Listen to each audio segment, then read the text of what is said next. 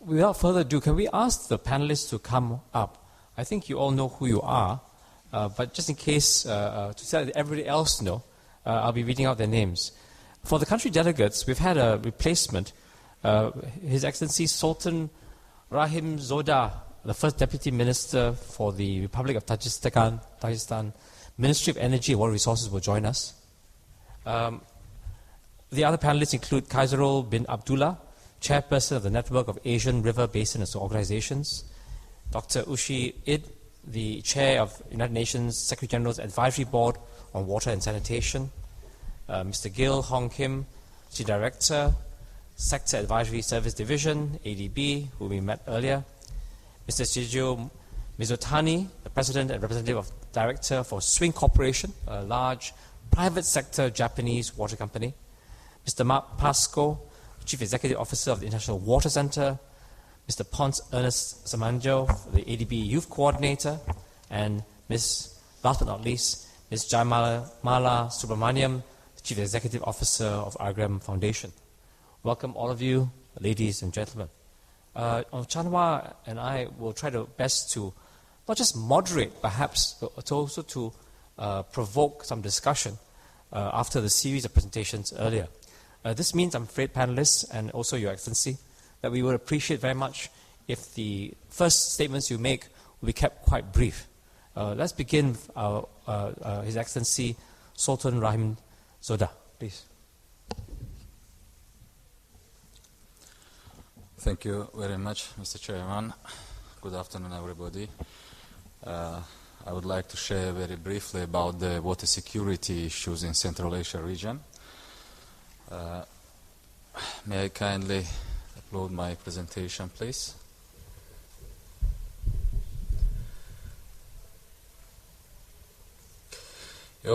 Many of you know basically about Central Asia region. I don't like to say something more about Central Asia region, but I would like to say about the water issues in Central Asia. What is the water issues for Central Asia region? Of course, it's a major link of national and regional security, first of all. It's a key factor of socio-economic development, and because it gives 30% of the regional GDP only at the expense of irrigation, and about 30% of electricity consuming by the region at the expense of hydropower plants. And of course, it's very important for maintenance of ecosystem. And for Central Asia region, there are 5 main aspects closely connected with water security in mid-term and long-term duration. First of all, it's an even location or distribution of water resources over the territory of Central Asia countries. The second is reduction of water resources in mid and long-term perspective due to impact of climate change. The third is increasing of demand for water because of rapid population growth and economic development, and continuation of the degradation of the RLC. You know also about this crisis in Central Asia. And the most important, I think, it's insufficient regional cooperation between Central Asia countries in solution of water, energy, or on addressing the water and energy problems. Next slide, please. What was the first issue? It's an uneven location or distribution of water resources. Through this diagram, you will see that the water resources of Central Asia countries, about 80% is being formed in territory of 2 upstream countries, Tajikistan and Kyrgyzstan. For example, Tajikistan gives about 60% of water resources of the Aral Basin, while the lion's share of water resources is being used by the downstream countries, mostly for irrigation by Uzbekistan, Turkmenistan, and Kazakhstan. So, and the competition between the 2 sectors, between the irrigation and hydropower, make the situation a little bit difficult, because the upstream countries do not have enough resources or sufficient resources of oil and gas, and they use only water for producing electricity. For example, Tajikistan produces electricity, or the share of hydropower in the generation electricity in Tajikistan makes more than 99%, and the same in Kyrgyzstan. And we have no any choices to produce electricity or to use any other resources. That's why, but at the same time, the downstream country, they need for much water resources during the summertime for their irrigation system. It makes a little bit difficult the interrelation between the countries as regard of using or of water resources. Second slide, please. Next slide, please. It's about it's about interstate water sharing in the RLC basin. While the upstream countries provided more than 80% of water resources, as I said, the lion's share of water resources is being used by downstream countries. It's shown in these slides. And on the next slide, you can see, that between the countries Kazakhstan, Kyrgyzstan, Tajikistan, the blue one is the share of countries for water resources, and the green one is the water resources is being used by the countries. And you see the differences between the blue and the green, for example, for Tajikistan and Kyrgyzstan, how much we are providing of water resources and how much we are using. So the second issue as regard of water security in the future in Central Asia region is climate change impact on glaciers. And in period from 1950s until 1990s, it was assessed that glacial resources of Central Asia reduced more than 3 times and continue reducing with average intensity about 0.6, 0.8% a year on glaciation area and about 0.1% on the ice volume.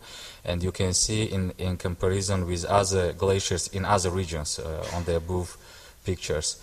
In this slide, you will see the impact of glacier, impact of climate change to one of the biggest continental glaciers in the world, basically. It's a Fetchenko Glacier in territory of Tajikistan, and you will see how it is retreated in the upper slide.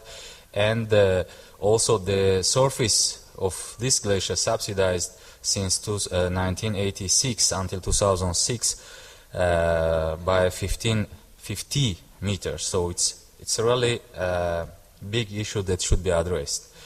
The next slide, and the third one, the third issue related with the water security in Central Asia, as I said, it is increasing demand for water resources because of rapid population growth.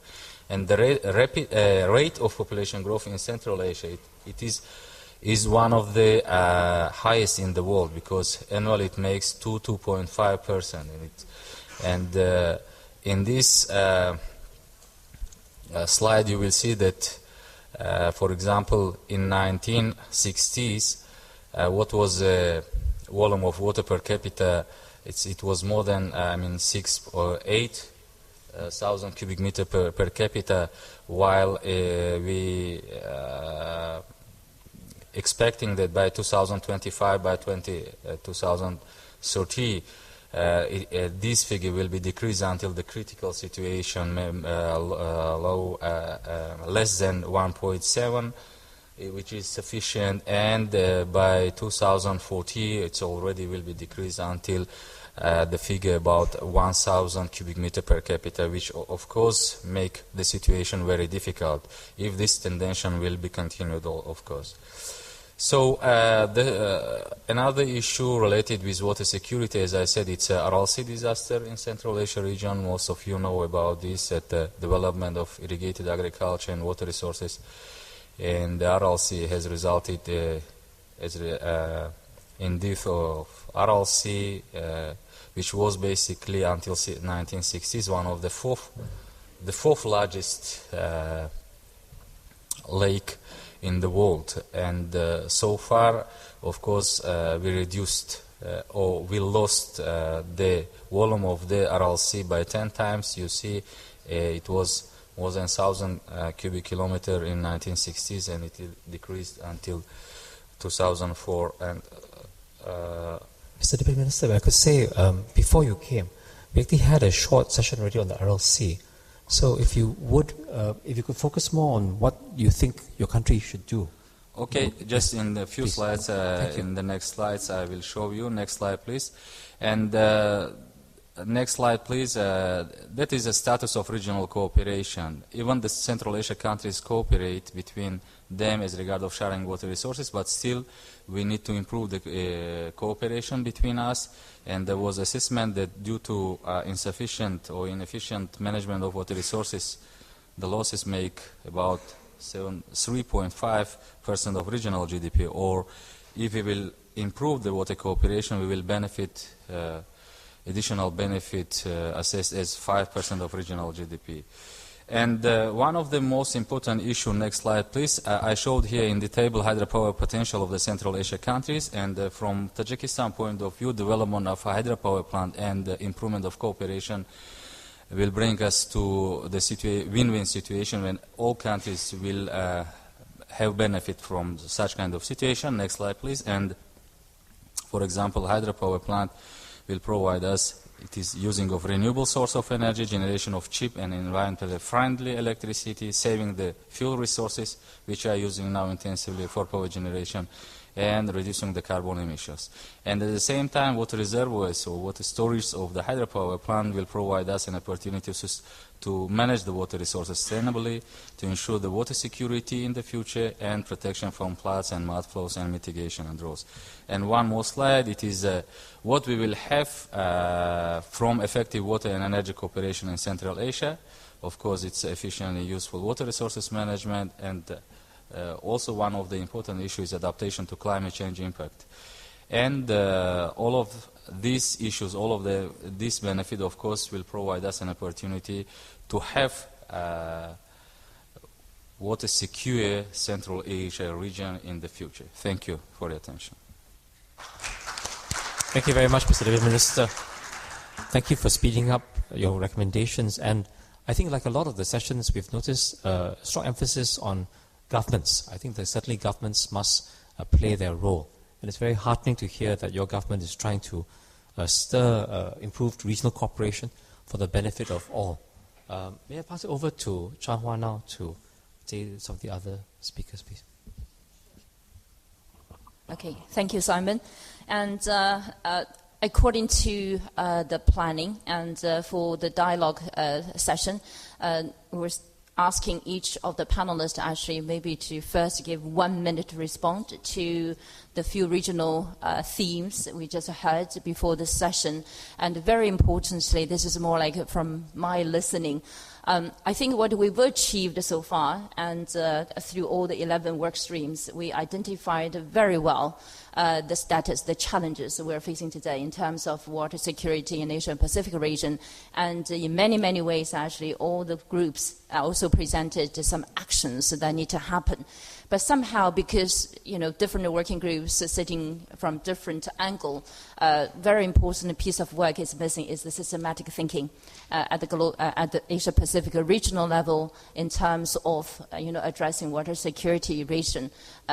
So I'm going to start the dialogue by asking panelists actually to give their perspectives while responding to whatever things you feel very important you want to emphasize or go deeper to whatever you've heard, but very importantly to help me think through the systematic elements of water security issue in Asia-Pacific region. If I may, I want to start with Dr. Kim. Water definitely is a very, very important piece of work for Asia-Pacific region to manage water security. Your presentation said very, very clearly, say, the purpose, actually, objectives, and its potential implications. My question to you would be, do you think the water could play, to a certain extent, this sort of systematic way of supporting nations in our region to think through the water security issues? If not totally, what else would you propose from ADB perspective? Thank you.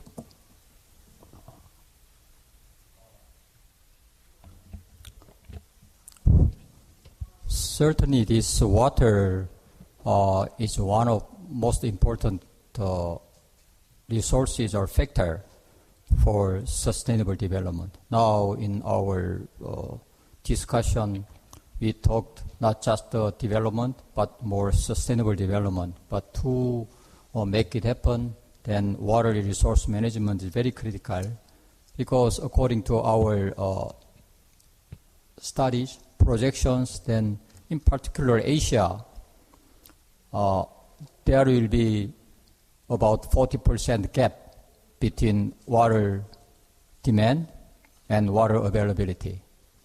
Then this will enforce us to have very tough decision on choice. So trade-off we need to look at. Then how best we can manage these water resources to support the five, as I explained, five key dimensions. So water supply or this household demand and economic development and cities and environment, all these things, how we can manage. This is a very challenging task. And in particular, if we look at our very rapid urbanization in Asia, and now in 2050, about more than 70% of people will live in cities in Asia. So we need to accommodate this. Then this city life will require much more waters than now. Then, in addition to this, climate change impact will come. Then it will make worse in terms of water resource management. That's why now Asian countries, we have now we are now facing very challenges. Then, as you ask whether the Asian countries ready to manage this, then I feel it's a very mixed. As you can see in our water security index, most of Asian countries, they are not secured. Only very few countries, they are managing in a more better way, but most countries, they cannot manage this. So now this asks us to have very urgent actions to address these issues. So yes, water governance is very critical to manage these water resources, but also the scale up, the necessary investment in waters, also very critical.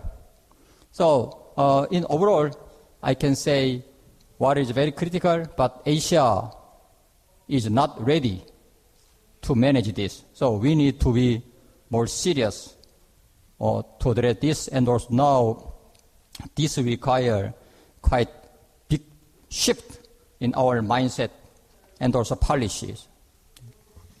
Can I ask you a follow-up question? Say, in order to shift, what are the three most important things that you think need to happen in our region in order to make the shift, basically?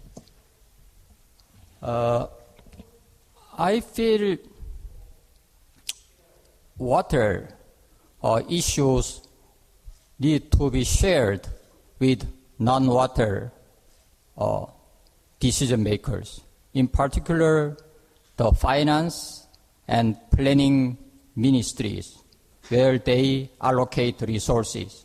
So, in a sense, water is a big issue, but when you look at overall national priority process, then what some countries, I can say many countries, they do not put water as a top priority. So, in a sense, yes, water experts, water engineers did a very good job in terms of understanding water issues very long time, but we didn't do very good job to engage this very important policymaker. That we need to do something differently.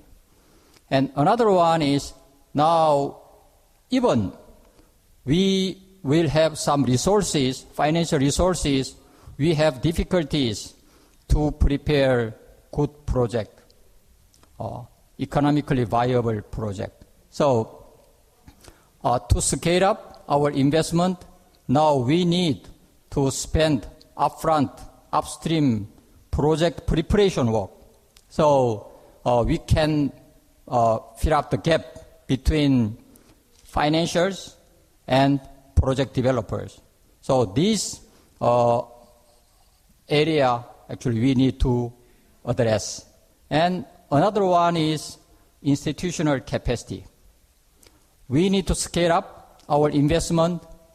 However, in terms of water-related institutions, their absorptive capacity, there are some questions. So we need to also think about how we can enhance capacity of these institutions. Thank you, Dr. Kim. That's really helpful. If I may, so political priority at the national level, the water security issue needs to be lifted up, that's for sure. Then cross-sector sort of integration with other or leveraging other priority sectors like energy and among others would be very, very important. And third, it is a capacity issue, not only at the institutional level, but also capability to develop investable projects. I think that's sort of reasonable summary, I guess. So thank you for your input. If I may, can I ask Dr. Bin Abdullah, and the Chairperson Network for Asian River Basin Organizations. And IWRM definitely has been recognized as a very important tool, useful tool in many, many ways, and it has done its part. But in the meantime, I think gaps have also been identified in order for this tool to become more impactful or effective to manage the water security issues in our region.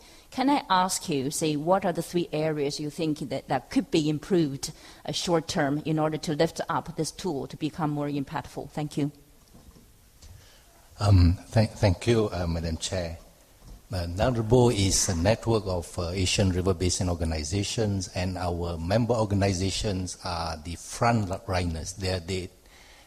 They are river basin organizations, and you could say that they are at the lowest level in terms of how we manage water. So while at ministerial national level we make policy decisions, it's our members who have to carry it out.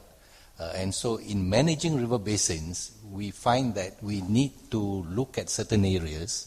We need to look at how we need to manage it. We need to look at the governance structure. We need to see whether we have the right institutions, the right legislation in place. We need to also be directly dealing with the stakeholders. For example, in a drought, very often governments would say that we would put the lowest priority on agriculture. And so it becomes a problem when our members go to cut off the supply. And they have to explain to people whose livelihood depends on producing a crop that we are not able to give you the water because it's a situation and you are the lowest priority. And we find that in all of this, they have to be good in dispute resolution. We have to build up the leadership in these organizations. So as we work towards achieving water security, what NARBO is doing is we have developed an indicator looking at this kind of soft measures in the context of IWRM.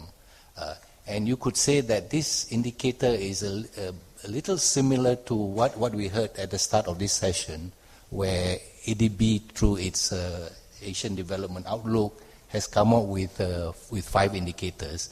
In our case, we are looking at the areas of governance and where we are in each of these areas. And we are making a commitment at this World Water Forum that we will build up capacity among our members so that they can understand what the indicator is all about, and that they would sign up and commit themselves to improve on the management of the river basins. And we would, at the same time, we have developed a benchmarking program which will help our members so that they can move up on the IWRM indicator. And this would be our commitment coming up from this World Water Forum. Can I ask a follow-up question? Dr. Kim mentioned actually the capacity or capability to develop good projects that are ready to be invested is a major barrier.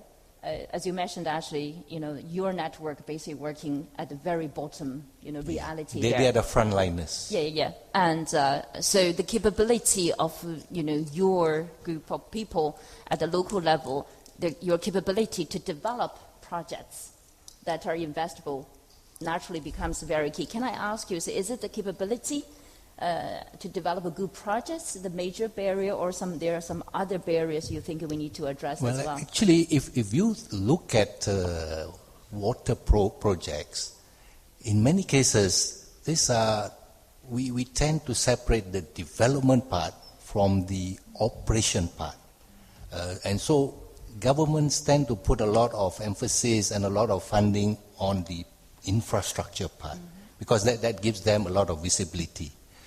And at the end of it, it's handed over to the RBOs, and the RBOs are the ones who have to operate and manage it.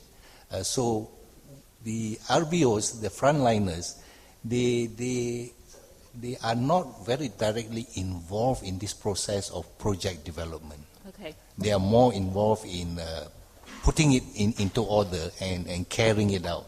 And somehow it's always been seen as a less glamorous role. And this is the backdrop in which our member organizations work. Okay. Fair enough. Thank you very much. May I move to Dr. Urshi Ide or Ed? Sorry. You work on sanitations, and if I may actually ask you to see if you put sanitation in the bigger context of the security issues, because you have linkages with many other aspects there as well. What are the 2 or 3 priority areas that you think, from your sector perspective, that need to be addressed in order to link up better with the whole system, that we will be able to achieve water security in our region? Thank you. Well, first let me clarify. I'm not working on sanitation. I am the chair of the advisory board on water and sanitation to the Secretary General. Okay, sorry. And no, I just want to make clear that I'm not a sanitation person. I'm not even a water expert. I'm a politician who was, when in 10 years ago, our advisory board was set up by the then Secretary General. I was invited to be a member of that advisory board, not because I was a water person, but I was a politician.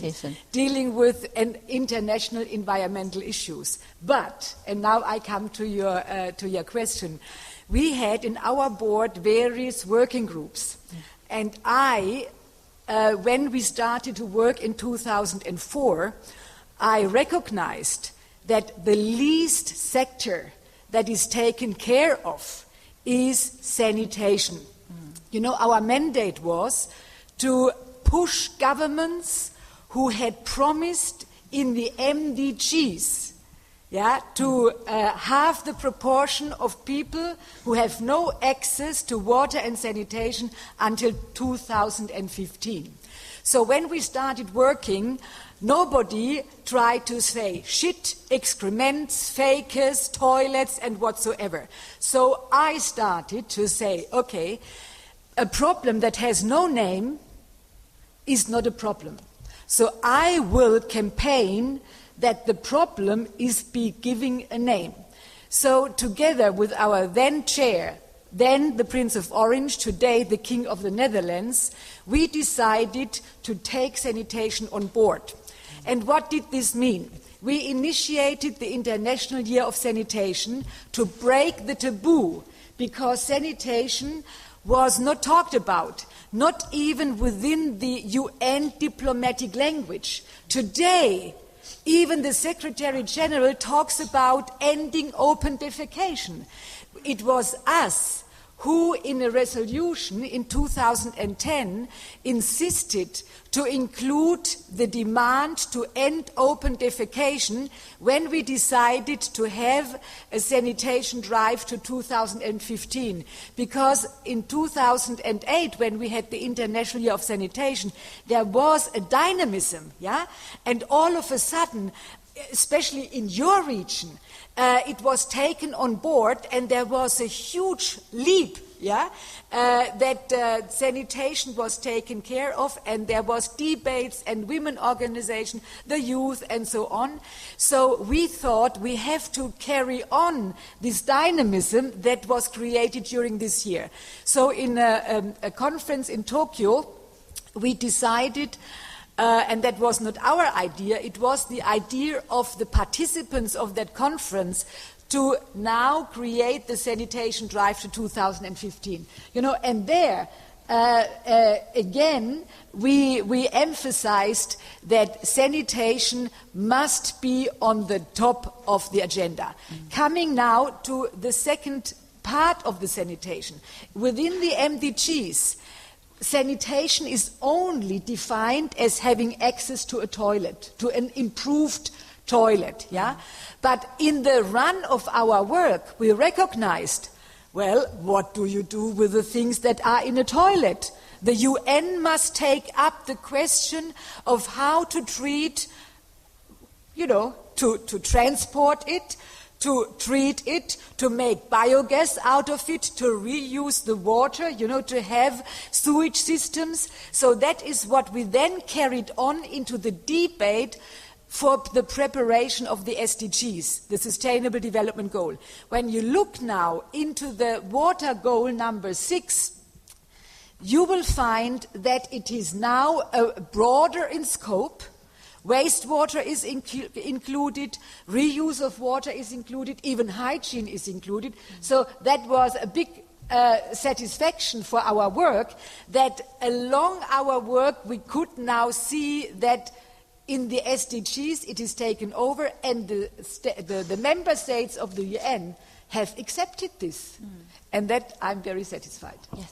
Thank you very much. Can I just follow up? And I often, work with people in the innovation sector, even in the toilet, that sort of space. There's a lot of innovation happening, and solutions like, for instance, linking up the sink with another tank, using you wash your hands or clothes, whatever, use that water to flush the toilet.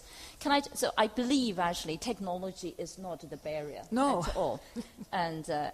But you managed actually through the UN platform to lift it up to very high level. Can you say 3 or 5 or 10 years we will be able to solve this issue? Well, it depends on the political will. You see, I have come to learn very deeply that water, and more even sanitation, is a gender issue. Men can just stand behind a tree and pee. A woman cannot do that, And girls coming to menstruation age, 10% of them drop out of school because there are no toilets in school which you can lock, so that girls have a private room. So these were things that are not discussed. So I think if politicians are taking these things up, and maybe more women are not sitting only in the room to listen, but more women are sitting up here as decision makers, maybe then in 10 years we will have a better planet. Good point, actually. Thank you very much. Now I'm going to move to Mr. Mitutani-san. You're the only one sitting on the stage from private sector. Yes. The role of private sector is emphasized again and again throughout today, and I believe throughout the 7th World Water Forum there as well. It will be interesting to see your view of the water security issues actually in our region, particularly the private sector's view of the opportunities actually you see for private sector to play a role. It'll be interesting to see what are 3 priority or opportunities, biggest opportunities you see after listening through all the analysis actually potential out there. Thank you. Okay. Thank you for Ms. Wu. At the water security wise, Japan is blessed with water, and we have plenty of waterfall. Volume of rainfall 2 times the world average. However, Japan is a country vulnerable to the national disaster. In other words, we can say Japan is a country with high disaster rate, such as typhoon, earthquake, torrential rain, and volcano activity and tsunamis. So we have a lot of experience how to protect the disaster prevention and reduction measures. And those experience we should share, adapted in Japan to the Asian countries. For example, last year there was a very heavy rain in Hiroshima areas. That rainfall volume is more than 120 millimeter in 1 hour. Total volume was 286 within 3 hours. More than 100 people died and 4,000 houses that flooded. Through that experience, we established early warning systems by collaboration with Japanese private weather forecast companies. They are the world's largest weather service companies. Of course, Japanese government meteorological agency providing general weather forecast, but private company especially providing early warning informations. That's very useful for protect our water facilities. So I'm sure those experience and information to be shared within the Asian countries. Thank you. Can I a follow-up question? I think Swing has been, the major player operator of the water treatment facilities in Japan. You also have international operations in different parts of the world, particularly in Asia. Can I ask you, what are the things blocking you to do more? The key barriers that you think that need to be addressed in order for you to scale up quickly the best practice and solutions you're talking about. Thank you. Yeah. So through other panelists explained, Asian countries coverage for the sanitation less than 50%. Originally Japan, flush toilet rate is more than 90, and sewerage coverage more than 77%. And water supply coverage 97.7%. So those are experience, and also the development water facilities such as sanitations. Japan is in a position, government and the municipality and also the private company jointly contribute development of the facility in Asian countries. That is okay? Takemura-san? Yes. He's from the government. Okay, thank you. Thank you very much. And now I'm going to move to Mr. Ponce about the youth. I think one of the presentations actually early on talked about the exciting trend that we are getting more younger generation actually engaged in addressing water security issues in the region.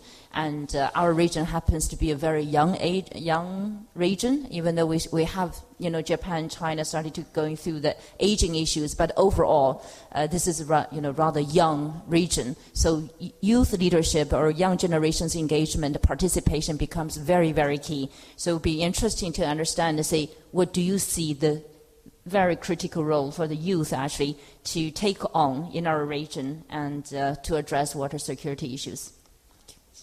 Thank you very much, Ms. Changhua.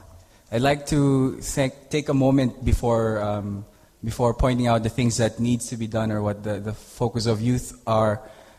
Take a moment first to recognize, I think, how far youth have come in terms of participating and contributing to hopefully the work of Asia Pacific Water Forum and the partners here.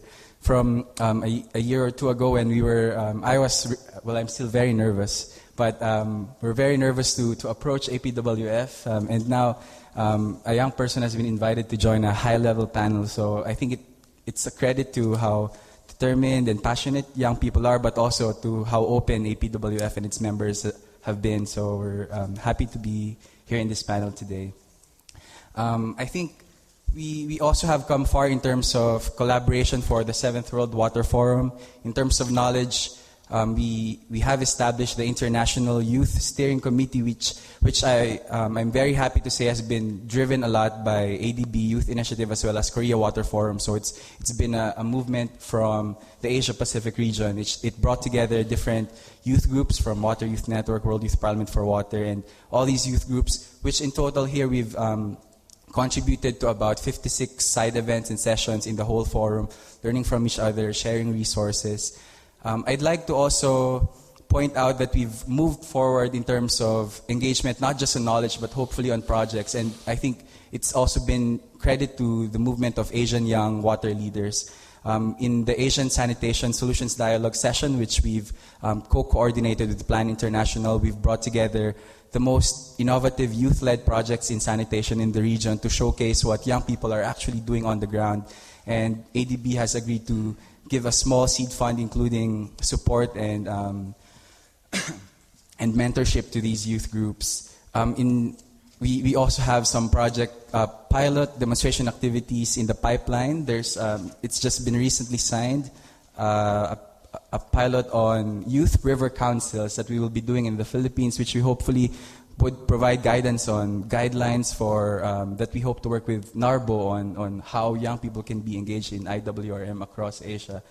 I'd also like to point out, as we've done the session coordination for sanitation for this for APWF's regional process, that sanitation is not just a women's issue or a gender issue, it's also very much a youthful issue. 1.8 million children annually die under the age of 5 because of poor sanitation. 90% of those are from water-related diseases, and young people are often seen as vulnerable and victims of sanitation, but at the same time, with, as you point out, being a very youthful region with 60% of the global youth population here in Asia who are energetic, passionate, and really willing to contribute if given the nurturing and space, I think we can turn this a youth issue and make a global youth movement and an Asian youth movement to solve our sanitation crisis. Sure, just a follow-up, and you mentioned actually in order to do more, to do better, ADB is already very kindly offering some small amount of seed money, whatever, but in order for you to do more, definitely that sort of funding support won't be adequate. What are the other innovative sources are you looking into in order to really bring together enough resources to support you to do more? I think more than the funding, Ms. Chung-Hwa, it's been partnership that we all have different resources. Most of the Youth for Asia finalists that we showcased didn't have any funding. They just did it without any fund at all, but they've been building toilets, they've been going out to communities, building urinals across India in different states, and it's mostly, I think, working with different partners who have certain things, the time, either the ideas or the innovation to do it. So we'd of course like some funding, but we would like partnership from APWF and the stakeholders here. Thank you. Okay, thank you. And I also definitely also want to compliment your increasing level of confidence sitting among, the high-level players here as well. I witnessed your growing up in the last couple of days, so congratulating you on that. Now, I'm going to move to Ms. Jayamala in order to not to repeat the mistakes I made just now, and I'll be interested to hear your perspective from your foundation perspective. And you see the priority areas or opportunities that you think you could contribute actually to the improved water security issues in our region. Thank you. Thank you very much. So RGEM is a grant-making foundation. It's an India-funded, India-focused, domestic water and sanitation-focused foundation. Our interest areas are in groundwater, the management of it as a resource, and in sanitation, our focus areas are before and after toilets, so behavior change for construction and usage of toilets, and waste management post-usage of toilets. So RGEM has a work in 3 areas and intersect in 3 areas that were presented through the session today: water in cities, water and green growth, and integrated water resources management. And I would like to echo a lot of the issues and indeed the solutions that were posited by the speakers. However, in solving for these issues, as ARGEM, we have identified 3 challenges which I would like to bring to the table here in the hope that we can trigger conversations around it that could accelerate solutioning for those. The first is we talked about multiple stakeholders for all the solutions that we have for issues under each of these themes.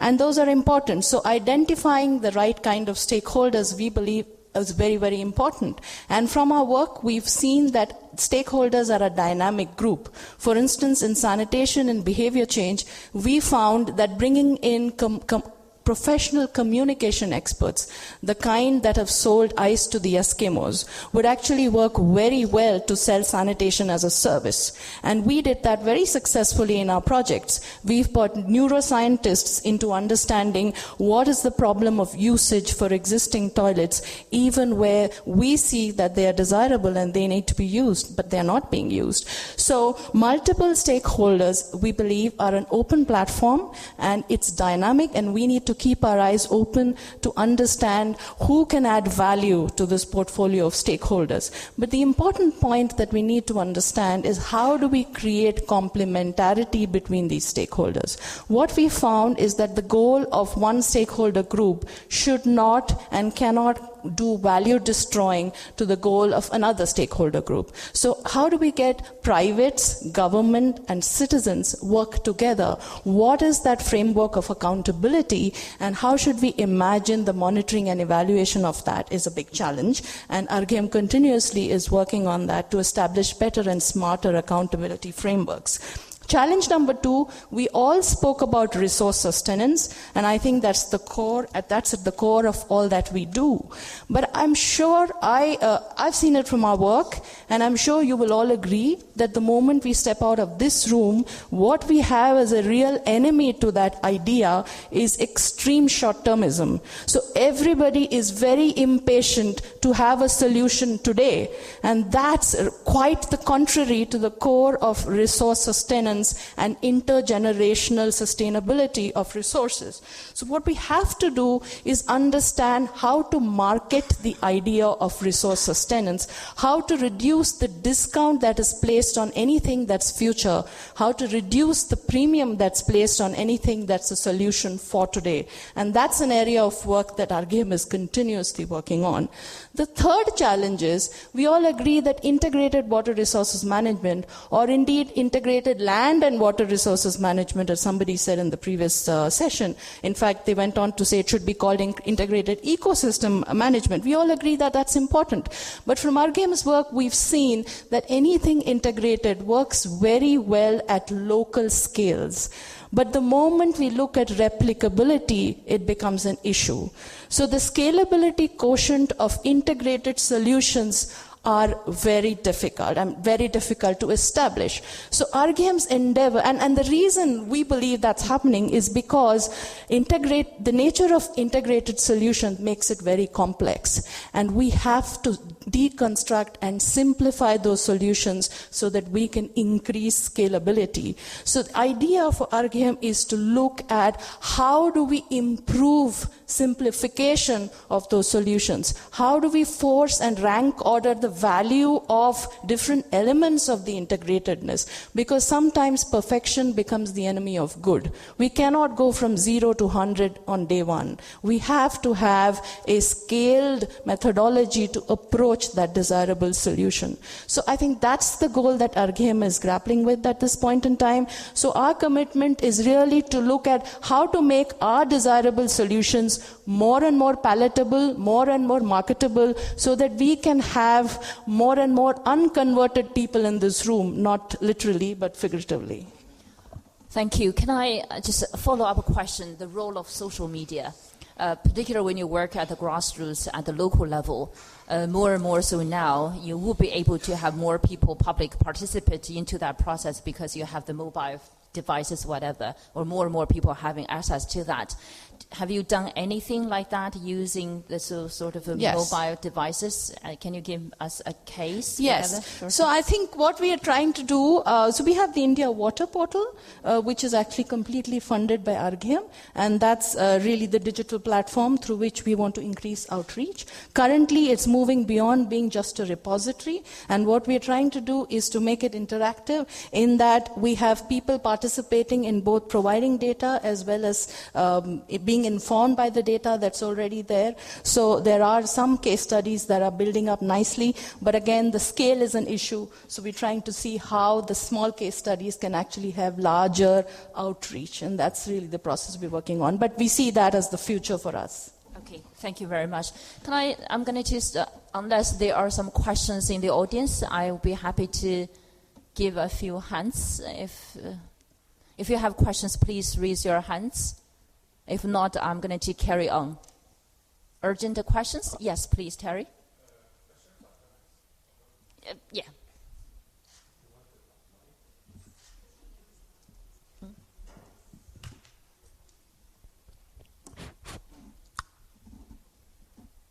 Yeah, just some quick reactions. I think Dr. Hyde, you convinced me.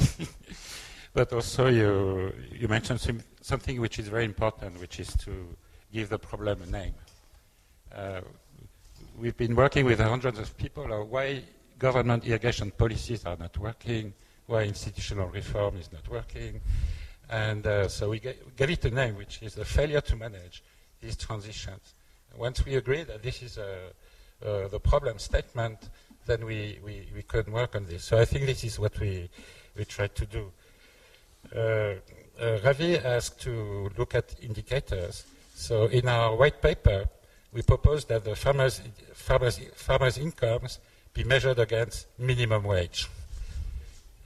Because if you just focus on reducing poverty, with the poverty indicator, people will go from $1.3 to $1.6 per day, and so what? We are asked to have smart farmers who respond to markets, who are sustainable, who use all sorts of smart practices, and in practice they earn half of the minimum wage. How can we expect them to do that? So maybe a type of indicator like this.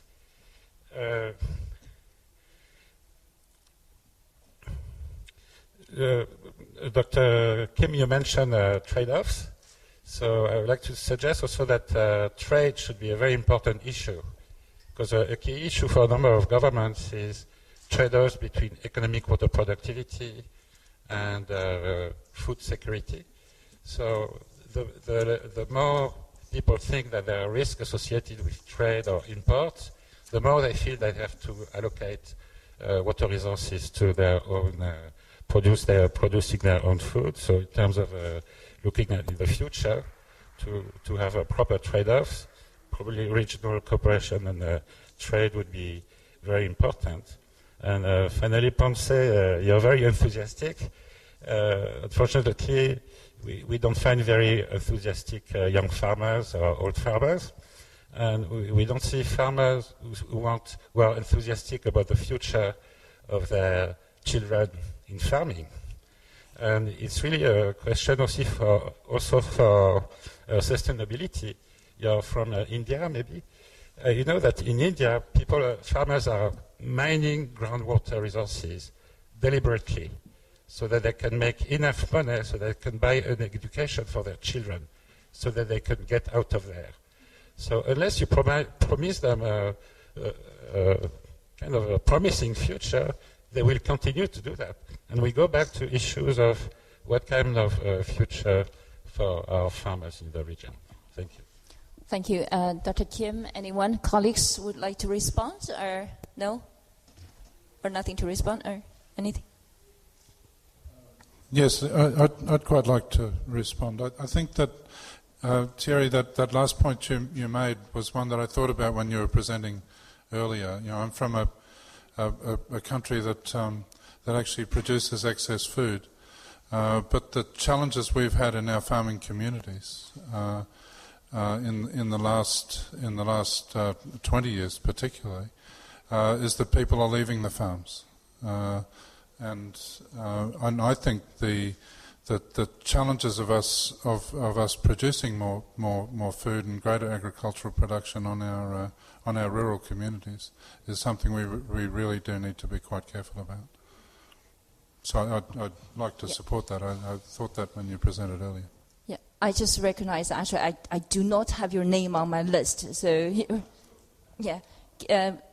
Now you're the last one on the panel for the first round. Yes, please. Mark, would you like to respond? No, I do not have Mark's name here. I'm not known I had for the staying previous. quiet. Sorry. No, my version was the previous one. Can you please also respond to your response to Sure. The key issues that we discussed already? Thank you. Sure. Well, one of the things that there's a couple of things that I've thought about during the afternoon, and I'm leading a capacity building organisation currently, and one of the things I think about is what I'm going to try and describe as T-shaped water professionals. So I think of the people in this room and the people that who I think have been, or the institutions who I think have been successful in integrated water resources management or indeed in addressing complex problems, are those where we have a deep understanding of technical issues, but we also have the ability to think and act and join dots across our sectors. So if I go to Dr. Kim's comments earlier about working with other ministries, I think, for example, to work with other ministries, you have to have another language. You have to put your water language away for a moment and develop another language. So I think one of the things that we need to do in our sector is to have more T-shaped people. That just doesn't mean they've got big heads. I think we've got to be able to operate across disciplines, across sectors, across ministries, and so I think that's fundamentally important for the transition that we're in, because we do need to make step changes. We can't just keep going incrementally. So we've really got to do something quite different. And I suppose if I can add then, I think that we need champions. And Ponce, I talked to Ponce in the back of the room earlier, and he was worried about coming up here, and I said, well, so am I. I'm almost intimidated by some of our youth, and if I think back to when I was that age, I wouldn't have been game, Ponce, to be sitting where you are. So I think we need to foster champions in our sector, and that's champions at all levels. And dare I use the word leadership? Someone did use the word before, but I haven't heard it much this afternoon. I think we really do need to encourage leadership and not be afraid to push forward our young leaders. And before I came here, I was in that other city. This is not an easy event to negotiate, but I was in a session on women in water, and I think that's Ravi, you talked about embracing in your summary, embracing other groups. You mentioned the youth, and I think the gender issue, or the women in water and the diversity, and the men in water for that matter, but the gender issues in water, I think, need to be addressed, and we need more women leaders. Okay, thank you very much, Mark. Yes, please. Yes, please, Dr. Kim. Let me talk on this water for food. The food security is very critical. And if we look at now Asia's water use, then more or less about 80% of the water is being used for agriculture. So if we want to address this water security, then we need to look at how we can enhance productivity in agriculture or water use in the food production. This is very critical. If you do not handle this, then even the other area, we can improve water efficiency. It's very limited. That's why now we need to think about how we can help these agriculture sectors to improve productivity so that we can have win-win situation. So this is very critical.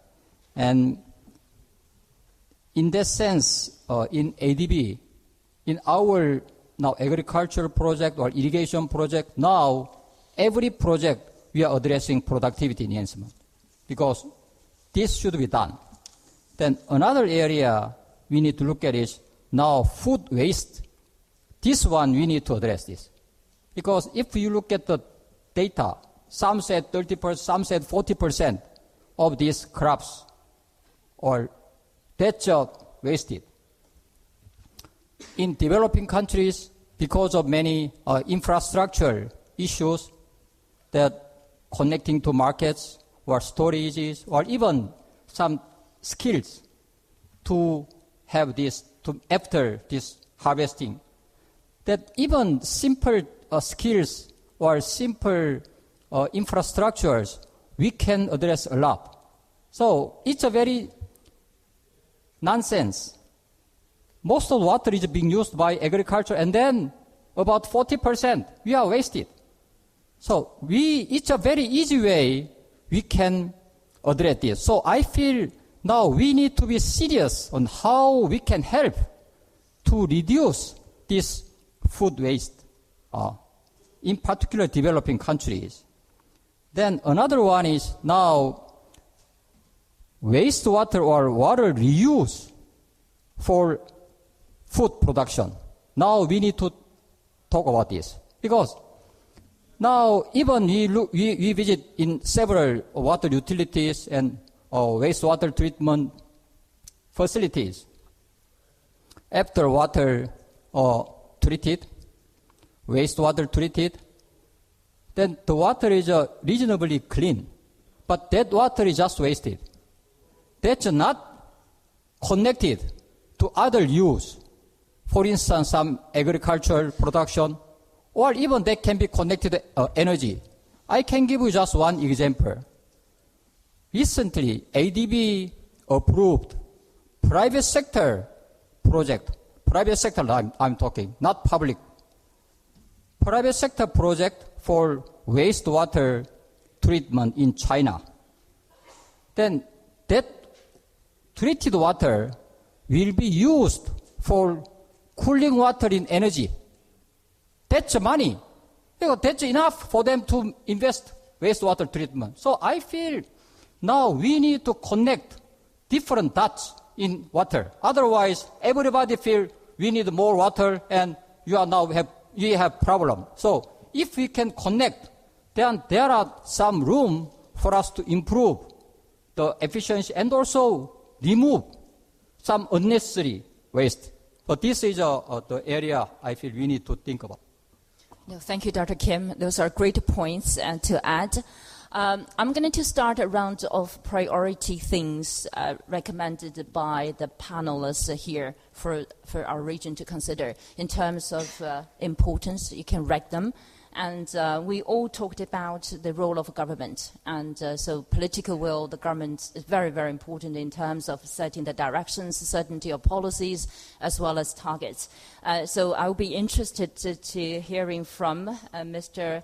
Rahim Zoda, and from the government perspective, what do you think? What could happen actually in order to make sure water security is lifted high up there at the national government agenda? Thank you.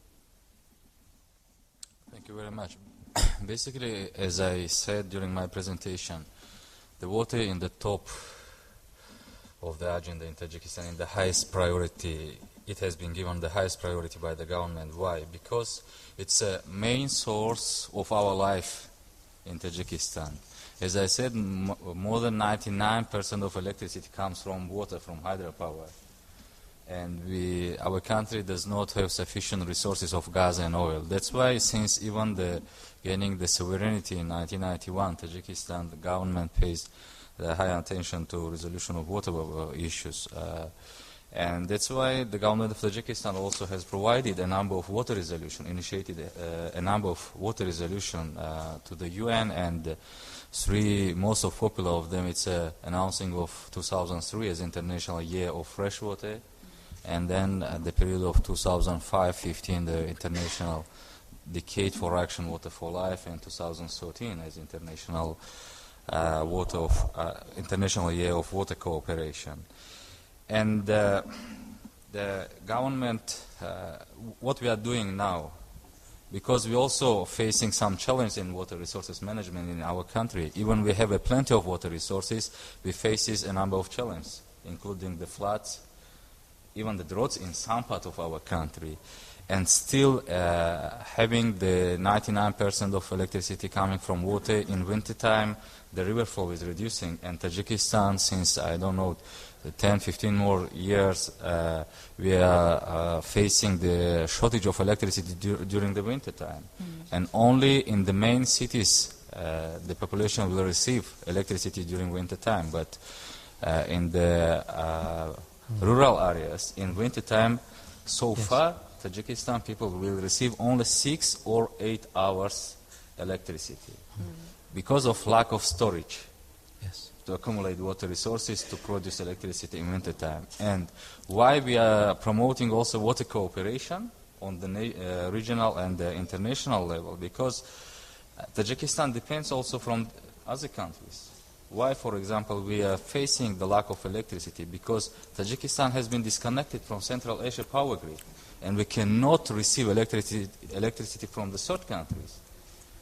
At the same time, in summertime, we have enough water to produce electricity or generate electricity, but because of lack of market of electricity, we cannot export our electricity to other countries.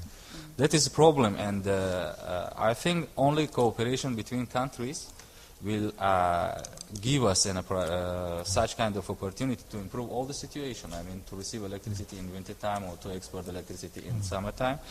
But nevertheless, of course, one of the most priority issues in Tajikistan also drinking water supply. Even we have the plenty of water resources, still only 57% of electricity of our population has an access to safe drinking water.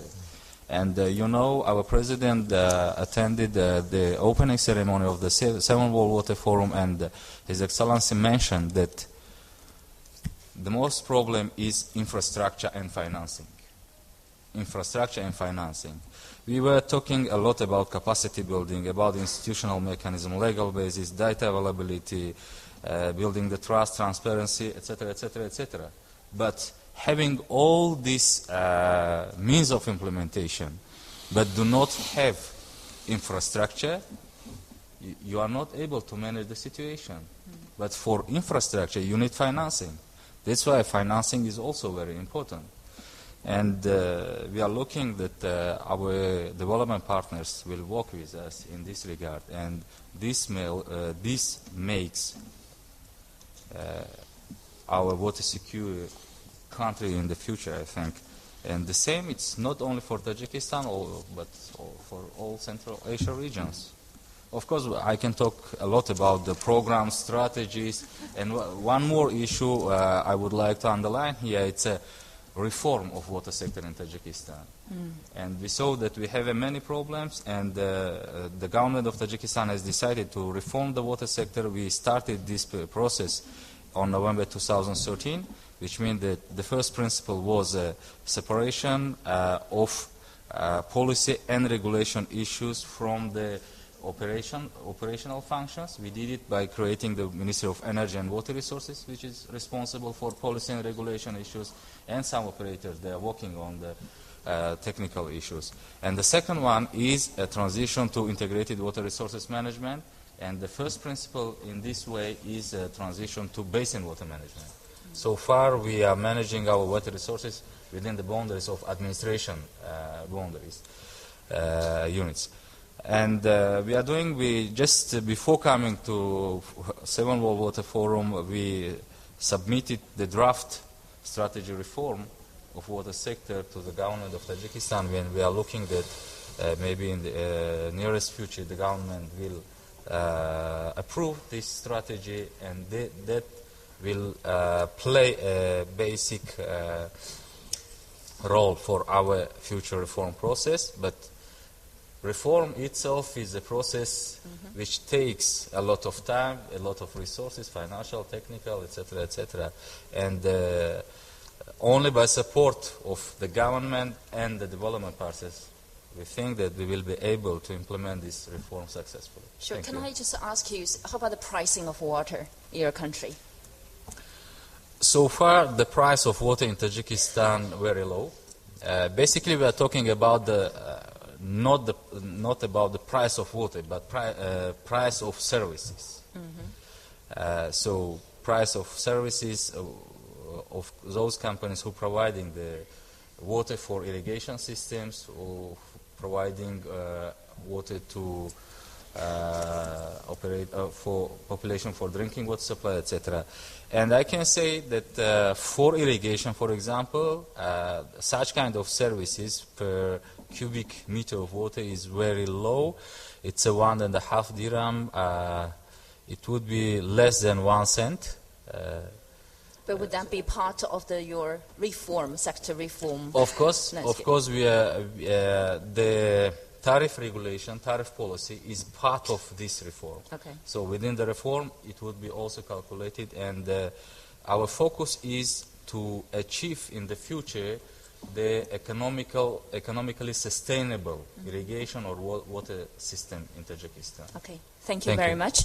Dr. Eid, and I would like to ask you, in the UN process, now we are almost at the very end of the MDGs, so now everyone is looking into SDGs.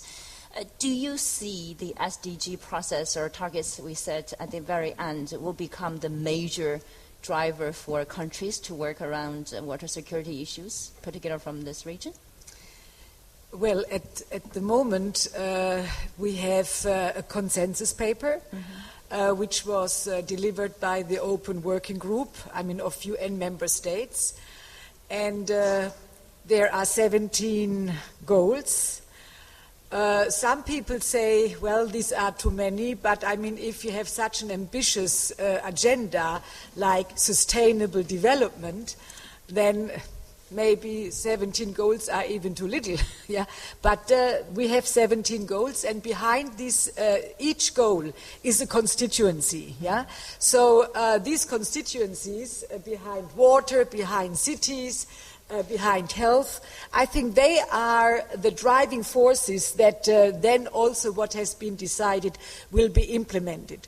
Of course, we don't know whether they will be decided, but my feeling is that listening, the G77 and other groupings are not interested to reopen the paper. So I am almost confident that the SDGs, as they are in the moment, will be decided. Now, the water SDG, we have one dedicated water goal, number 6.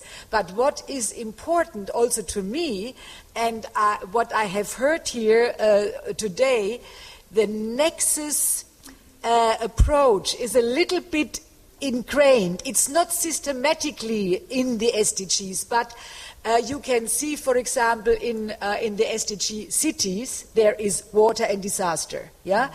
And in other goals, you have interlinkages. And what is then necessary is that the indicators, to measure the progress to reach the targets, are seen as an interdependent linkage. Yeah. So if we take it very serious, I'm quite confident that first they will be decided. But second, if we take it then serious, we have to have good monitoring systems. Yeah, we have to have a platform that is reviewing the process that governments are really doing what they have agreed in New York. That is always a problem. No, it's very easy for the heads of states to be in New York and to sign a paper, but what is happening afterwards?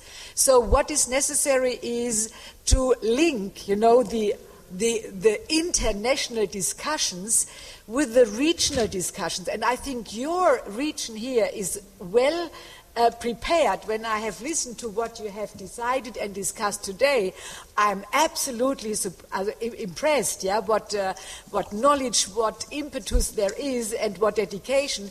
So I'm quite sure if you take it up here in the region to see to it that your governments are implementing what they have decided, we will come together in 5 years' time, and we hopefully see some progress. If I hear the minister talking about the reforms, this is very encouraging, So linking the national and regional to the international discussion, I think this is where, you have to link this so that it is not, you do something here and what is decided in New York is something else. So I think, but I'm very confident that this is going to happen. Thank you. Can I just ask you, following up, say, for instance, on climate change issue, we have I'm asking a follow-up question. Say, on climate change issues, we have the international process, the COP, convention, whatever. There isn't that sort of a level platform to address the water security issue. So I'm just wondering whether this SDG thing will become the convening power in terms of for regions coming together or international community coming together to address the water issues. And if not, what are the alternatives? No, I don't think that the framework as such is the driving force. I think that you need maybe, and this is, it's interesting that you are asking that question because our board has had a working meeting the last 2 days. We were not really in the WWF discourse, but we also had our own discussions because we are finishing our mandate at the end of this year. And we are asked from the Secretary General to make suggestions for the future. What has to be done that the SDGs will be implemented? Now, on water, we have seen that the water sector is not such a dynamic sector than the climate discourse, So we are suggesting to look into the ICCP, how this model, how they are functioning, and then maybe we can draw some lessons learned from them to see that the water sector can get such a dynamic process in motion, But I also have learned that the water sector as such is also very diverse. So maybe, you have here the World Water Forum, then you have the Stockholm Water Week, then you have the Singapore, then you have the Amsterdam, then you have the GWP, and you name them, Maybe if these organizations would also interlink each other, come together, and even then interact with the energy sector, because energy and water is very highly linked. So there are various ideas, So the SDG can only be a framework, and then we have to see how the individual goal will then be implemented.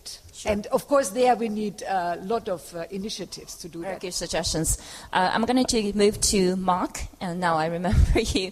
I would like to get some 2 or 3 or a list of priority issues that we will be able to bring up at the regional level at least. As Dr. Ida said, we do not have very effective international process to address water security issues in many, many ways. It's in the hands of the national government. But in the meantime, there are a lot of issues that could be lifted up at the regional level because it's so important to our region. What are the 2 very important things that or recommendations you would offer that could become, at the regional level, become very, very important, or you would like to see addressed? Thank you. Good. That's a good question. What comes immediately to mind is the group under whose auspices we're sitting here, the Asia Pacific Water Forum. I think it started indeed at a World Water Forum in 2003, not far away from here in Japan, and I think it's a real strength, and I think perhaps we, the governments of this region, could be supporting the Asia Pacific Water Forum, perhaps to a greater extent, and that we use it literally as a bridging organisation, which I don't think it really does at the moment. We could, because I see bridging organisations perhaps as, and Ravi referred to apex organisations as similarly perhaps. I think they're the sorts of organisations that can operate across boundaries, probably without the complicated governance structures that we tend to put in place in things like banks and what have you. So perhaps we can be a bit more flexible and nimble and rely more strongly on some of these structures that can operate across the region. So I suppose I'm arguing for some sort of strengthening almost of the forum in this region. What else might I? You can just stick to this one, which is a good point already, actually. Yeah. Dr. Bin Abdullah, what are the two things you would like to recommend at the regional level that we need to enhance? Thank you. I think first there is a very important difference between climate change and water. Mm-hmm. In climate change, what you do can impact on your neighbors. In water, other than transboundary rivers, what you do does not impact on your neighbors. Mm-hmm. But this doesn't mean that there should not be cooperation among regions, because there's a lot that we can learn from our neighbors, and especially people in the same region, we have the same climatic conditions. What I would like from this forum would be that we need to talk a little bit more about this disconnect between the way we discuss water issues at the global and national level and what's actually happening on the ground. This is the 7th World Water Forum, and we have been talking about IWRM since Rio, and in fact even before Rio in Dublin, which was a year before Rio. And yet, on the ground, we still have all these problems. So when we talk about IWRM at World Water Forums, we always put up the slide of the definition by GWP. But on the ground, we don't see things moving. And it reminds me of a story that my wife once told me. In Malaysia, the Minister of Agriculture announces that, say, the price of fish is so much and vegetables is so much. And so she went to the market and she wanted to buy the fish. And then the fishmonger says, this is 10 ringgit. And my wife says, the minister on the radio says it's 5 ringgit. Then the fishmonger says, then you buy it from the minister. Because there is this disconnect between policies made and what's happening on the ground. And what we see happening on the ground is governments put a lot of emphasis on projects. Maybe because they have to meet the targets in the MDGs and so on. And the minister will come and he will officiate at the opening of a big project. And then everybody loses attention on the project itself. And we do not get enough money to operate and to run it. And no minister has ever come back to an operating body to praise the organization for doing a good job. The only time a minister will come back is when the stakeholders complain. And then he will come and then he will try to find fault why things are not being done. And perhaps it's the way we are setting targets. We set targets in the MDGs, for example, that we would reduce the number of people with access to safe drinking water. And so we put a lot of focus on developing the projects.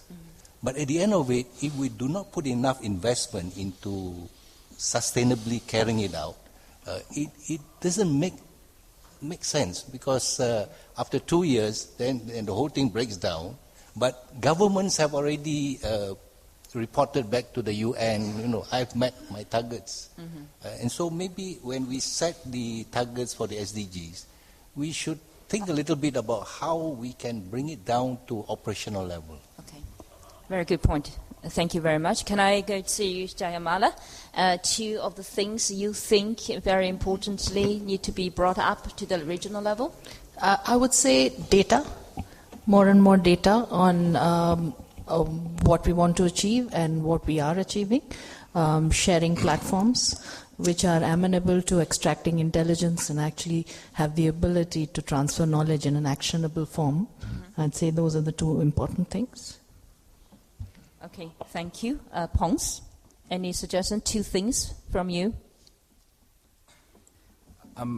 Aside from what I brought up earlier, Ms. Chung-Hwa, on increasing our focus on youth-led projects and moving towards that direction, having been well advanced now on knowledge and support to youth networks, I'd also like to point out inclusiveness, that as I've been asked here to represent youth, but I also understand that, as Mr. Thierry said, that young farmers, they don't get to be here, and we don't get necessarily to hear their opinions. We work closely with Plan International to bridge that gap, because they work closely in communities. And in the young water leaders that we have here in the forum, we'd like to see more of young people who face the challenges, and we could work with them and to solve the problems that they face. Thank you. Okay. Sorry, can I just add one more point? Yes. When I said data, I would also like to see not just what has worked, but more importantly, what has not worked. I think we've spent so much money. If we can all understand what has not worked, it would really be useful to spend the dollars more effectively going forward. Thank you. Okay, good point. And Mr. Mizutani-san, your 2 points? Yes. I mentioned sharing the informations. The concrete way is the sharing information is we can provide the BCP manuals to the people, because we are operating, maintain 300 project sites. We are closing a talk with a local municipality, prepare for natural disaster, and we are conducting joint emergency training together with the municipalities. So those manuals, we are in a position to share the Asian countries' necessary papers. Thank you. Dr. Kim, anything to add?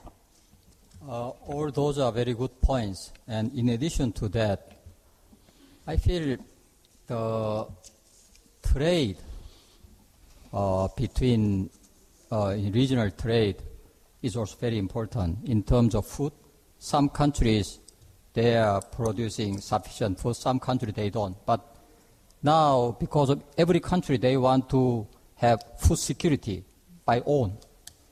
Then sometimes that doesn't make sense, even though they don't have sufficient water, but they are suffering. So maybe these still very sensitive issues, but if we can facilitate at least some sub-regional level for this trade on the food and also energy, because energy production also need water. Then some country, they may have sufficient water to generate hydropower, then they can export. Then the other country doesn't need to have really to invest this other thermal power project which will require cooling water, something like that. So we can look at region overall, then maybe we can best use our limited resources. That's one thing we need to think about. And second, I agree with our colleague, and innovation or technology transfer. This will be very important. And for example, I feel now water sector is, yes, that's not very dynamic, but one dynamic area is I can see wastewater management. Now, there are a lot of innovation is coming up. Then previously, wastewater is black hole. So, invest money, but never ending. But now, it becomes revenue generating exercise. If you connect, then new technology are available. Then, because of this small scale, so that cost is still expensive because now upfront cost. Someone need to pay. Then, if we recall solar energy, about 5 years ago, solar energy was so expensive. So no one want to take the solar without having subsidy. But now in our assessment, within 5 years, solar energy will be compared with other traditional energy cost. Now because now we scaled up the solar energy use, then now the cost is very rapidly down. Then wind is the same. Wind now is comparable already, but wind that's costly. But on wind, that's already cost effective. But some years ago, it's very expensive compared with traditional energy. But I can see sanitation, if we can bundle at least in the sub-regional level, regional level, we can scale up this new investment, new innovation, then perhaps the price will be very rapidly going down. Then it will be a very dynamic sector. So I have very big hope. Then this water sector, we can have very dynamic activities, investment, if we can put all together, if bundle. So I feel the water area is sometimes very sensitive if you talk about transboundary. But if we look at more trade, virtual water issues, so trade, either food or energy, or if we can work together to reduce the cost of new technology, that will help. Great points. I'm going to open the floor again for a couple of questions, if you have burning questions. Yes, please. Microphone, please.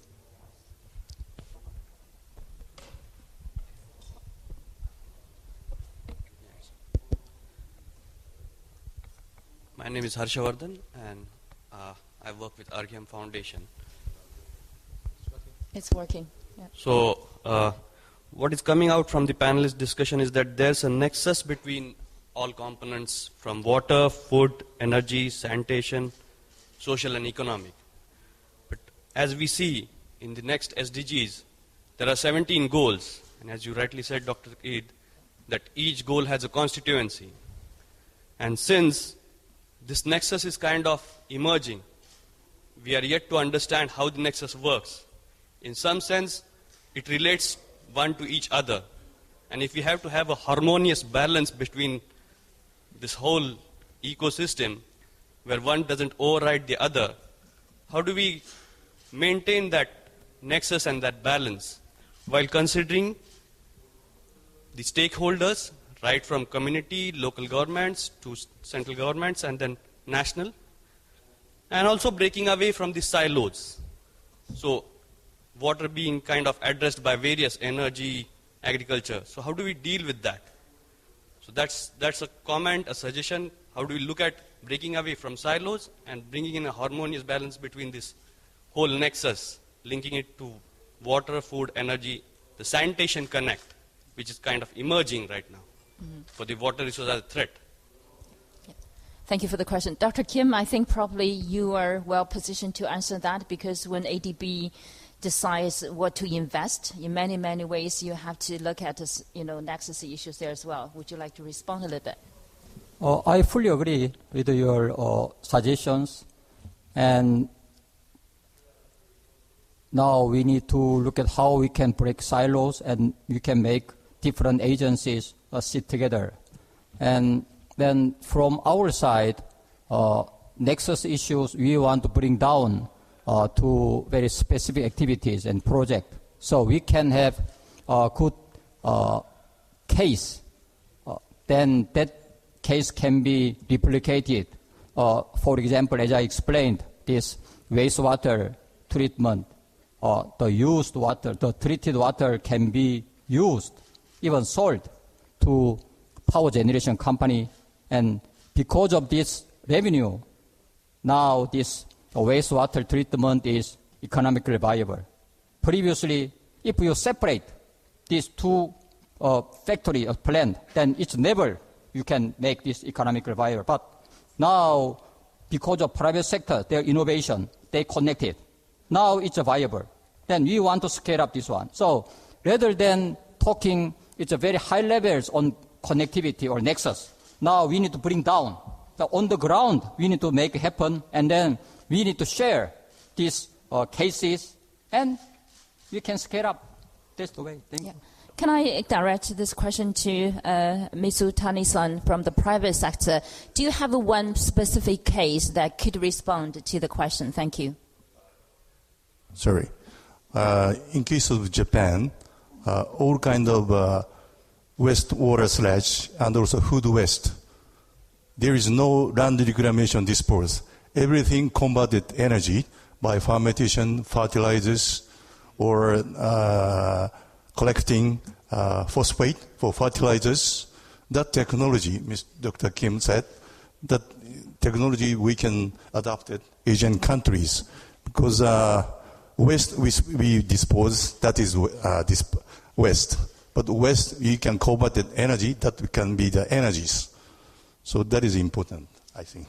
Thank you very much. One more question, if there is any. Two more, great. Three, great, finally. Everyone is waking up. Okay. Can I just get, yeah, please.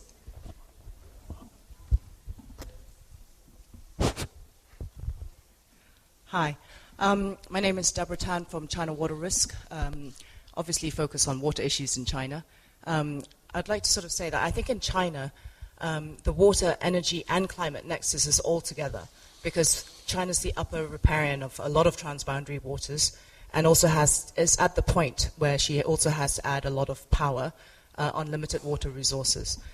Also, the coal bases are right next to the agricultural heartlands, and so water savings in agriculture is very important for transfer to coal bases. But with the onset of climate change is also difficult. We did some analysis in a couple of coal-based provinces. Irrigation savings are going to be less and less because we're going to have to hold that water back, or rather we're going to need more power to power that, and power also requires water.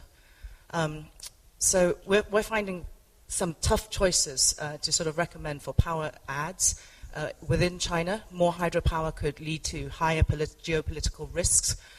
More coal, obviously, to more glacial melt, which is not beneficial for everyone globally.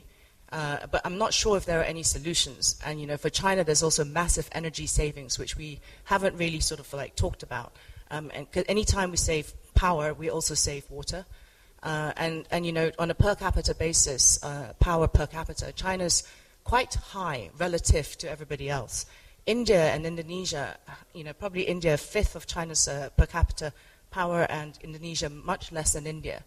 And you know, as you all mentioned, hydro and coal are probably the cheapest form of power to add, and that's also going to add additional water issues, because water, you know, water for cooling and so on. So is solar energy the way out, or is wind turbines, if those prices can actually fall? But then China is also the manufacturer of a lot of these equipment. Wind turbines need heavy rare earth elements, all of which are highly polluting at the moment because of the illegal rare earth market in China. So if we attend to consequences in the water space, are we not sort of raising some other problems in some other areas which we haven't really tackled? And China's, you know, responsible for 90% of rare earth production, not because it has the biggest reserves, but possibly because a lax policy environment and regulatory environment has also allowed these rare earths to be cheap. But then should then any one country sort of subsidize somebody else's country's renewable growth and drive by actually tapping those resources? And it's not just China's problem, it's the region's problems. And I feel that as an Asian living in Asia, it's not really prioritized at the moment, but we should prioritize it. I don't really think that. I'd be glad if we actually had some solutions. I'd be really pleased to listen to some suggestions. Sure, I'm going to gather 3 hands together before. So panelists, please be patient and think about it. What do you want to respond?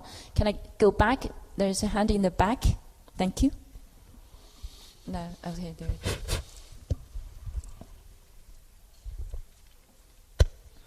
Good evening. I have 2 questions. One to Dr. Kai-Ru, the other one to Dr. Kim. For Dr. Kai-Ru, I like your story about the minister and the fishmonger. But essentially, we observe that the interests of the government and the people are actually aligned, because the minister or the politician requires the support of the people to return to power. So if the people are requesting for proper water services and sanitation services, then by right, the politician should be putting emphasis on this and should be giving the people what they want.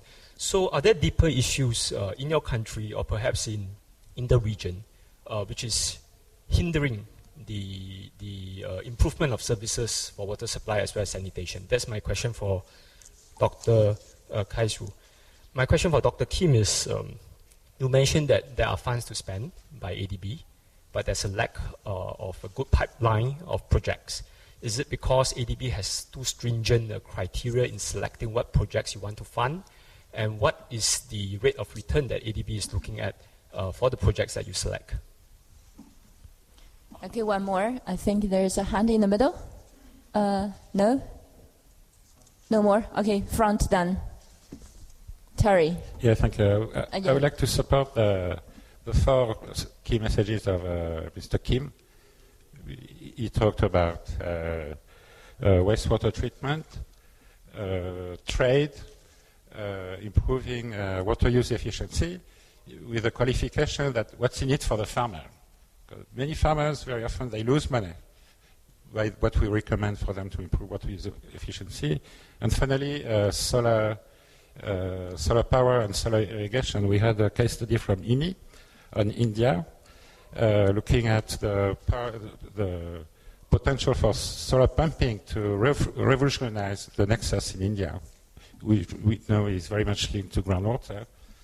And by their estimate, that these are figures from pilots, $1,250 per hectare if you grow grains, pulses, and oilseeds, $4,200 per hectare if you grow fruit and vegetables, $84,000 per hectare if you farm solar power. 84,000. And we asked if there was not 1 zero too many. And, and these are actually figures from case studies. So yes, there's certainly big potential for this, if we make sure that this does not destroy our aquifers with free energy. Okay. Thank you for the questions. Now back to the stage. Dr. Kim, there are a few questions direct to you. If you could answer them, that'd be great. Yeah. On the China, these water issues, also the farmer issues, let me explain the way ADB is also helping to address. One area we are doing is ecosystem payment. So farmers, the upstream, farmers or rural area, they protect the water resources or they saved. Then downstream, they benefit. So now we are now pilot testing to introduce the payment system. So downstream, because of their benefit, so they can pay on these ecosystem services. This is what actually we want to help the farmers to address this incentive to keep environment. And second one is in China, the water issue is the location is very different. So their industry or agricultural area and the water available areas are very inconsistent. They are not matching. That's a quite problem. But also this river pollution. Polluted water is another problem. Even though in industry areas or more agricultural areas, you do not have much water, but because of industries or after agricultural product or livestock, the water polluted. So even your available water is small, but now the water is polluted. That's why the water issue becomes more severe. So we are helping Chinese government to improve this water quality. And we are doing a lot of the river cleanup project, including this wastewater treatment. So the entry point of this water can be treated, so the water source can be cleaner. Then that water can be easily used for many purposes. This is what actually we are helping to address these water issues in China. And the water project, yes, ADB, we address the rate of return, economic rate of return. So when we prepare our project, yes, that should be economically viable. But economically viable include, this is different from financially viable. Economically viable need to reflect their co-benefit. So in terms of rate of return, we look at more broad sense. However, now water project, usually we work with our counterpart. Then either the government, they do not give priority. So actually we cannot prepare the project in advance. And second, their information or their capacity is not there. So project preparation we have some challenges to prepare the economically viable project. However, actually, ADB, we invest about 2 billion every year in water, but we want to scale up. Then also we want to bring some additional money from private sector. So this we are challenging. Not only from the public money, but also we want to bring some private money so we can have public-private partnership so we can address, so something like to use this to connect different water users so we can have some kind of economic benefit so that we can make the project is viable. Then this will require some, as our colleague said, the cross-institution, cross-sectoral collaborations. That's just some challenges. And another one is, if we look at our project implementation performance, then water sector, that's relatively the progress is slow in terms of project implementation when you compare with other infrastructure projects.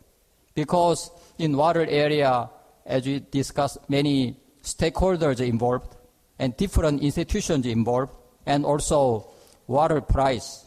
This is another issue we need to deal with. So that's why water project development is, we can say, more complex than other projects. So we suggest to prepare some more time and much upstream, so prepare good project in advance. So once we have sufficient resources, we can finance. Because project development, infrastructure project development take time, but I can say water investment project take more time. Because also some environment issues also may come. That's why we need to prepare well the water infrastructure. Thank you, Dr. Kim. And would colleagues on this side respond some points? I had a question addressed to me, but before that, I'd just like to touch on what the lady talked about the situation in China. I think our appetite for energy and for water keeps on increasing. And with climate change, the availability of water that we can easily use is going to be much reduced. So the solution is not to do more on supply management, but rather to do more on demand management. And in the energy side, the low-lying fruit is really to increase the efficiency of use. In agriculture, we talk a lot about more crop per drop, and I was pushing for more crop, less drop, and that's how we have to do. And we have to design our systems so that we can be more resilient. If you look at floods, it's getting worse and worse, and in the future it's going to be even worse. And we cannot have the kind of money to protect against it. So we need to look back at how we deal with that situation. And back to the question about governments being accountable to voters. In actual fact, when you talk about democracy, a lot of it depends on the political machinery, even in the United States. It's the political machinery which forms people's perception and people's support for a party. And you get more accountability the lower down you go. So if you have an election for the mayor or for the village head, there would be more accountability. But when you're talking about national level, prefecture, provincial, state level, you don't quite get that kind of accountability. And yet, we have so little of these local government elections in developing countries. And even if we do have, a lot of the powers and the resources are retained at the national and at the state level, rather than at the town level or municipal level. Thank you, Mark. Do you have some final words? Thank you. Yes. In fact, my quick reflection is that I worked for 27 years for local government, so I have to support what you were just talking about. But to the complexity question of energy and water, I don't think I have a good answer, but I want to say that we need to be able to deal with the complexity. And with respect to one of my colleagues before, I don't think we can afford to simplify these things. We can uncomplicate the complexity, but I don't think we should simplify it. We're a smart species. We've got some great tools, and one of them is systems thinking. And I really think we need to embrace that systems thinking. So my comments earlier about T-shaped professionals, I'd like to reinforce. I think we need teams that maybe it's a team in ADB around a water project, maybe it's a team in your organisation. The teams have to be transdisciplinary. I think we really need to embrace the future complexity. Because we can't afford not to. Thank you. I think we did well in terms of the timing. And before we close, I'm going to give back the mic to our chair, Mr. Ravi, to do the conclusion. A big round of thank you and applause to the panelists. Thank you for the insightful sharing. Thank you. Ravi, the floor is yours. Thank you. Thank you.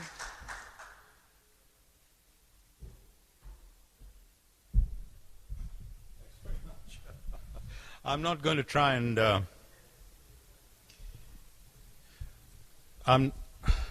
is that on? Yeah. I'm not going to try and wrap this up because the panelists have done a great job in explaining and negotiating complexity and difficulties and convergence. So I'm not going to try that. But what I'm going to say is that throughout these few days, and indeed before that, when we talk about a region, we talk about a region of staggering size. Everyone talks about the Asia-Pacific, 60% of the world's population. Staggering diversity. The largest country in the world and possibly the smallest country in the world. Old people and young people. So many different kinds of political systems. And then what Thierry talks about, the velocity of change, staggering transition, stages of transition. So it's easy to say that, well, give up, what can we do together? It's all too difficult. But actually, there are some principles that are common, that we can all embrace. And the principles are historically proven, so it isn't something typical of our region. And the principle is to have some sort of a theory of change which builds around the idea of policy development which focuses on infrastructure, institutions, and information. Policy development that believes in investment and capacity so that policies can be implemented, and technologies that can support the implementation of policies. Now, that requires inclusive institutions. And by inclusive institutions, I don't mean necessarily very large institutions that necessarily employ thousands and thousands of people. It means institutions that are open to ideas, institutions that are open to participation. And that's national institutions, local institutions, and institutions like this, what we are. We are trying to work together to exchange ideas, and this is what is going to generate pace and change. When it comes to solutions, as many speakers have said, there is a lag between national intention and local action. One doesn't necessarily have to wait for national intention. You can do local action, and eventually, if you have inclusive institutions, they will meet. The virtual spiral that the IWRM is. We go up the virtual spiral.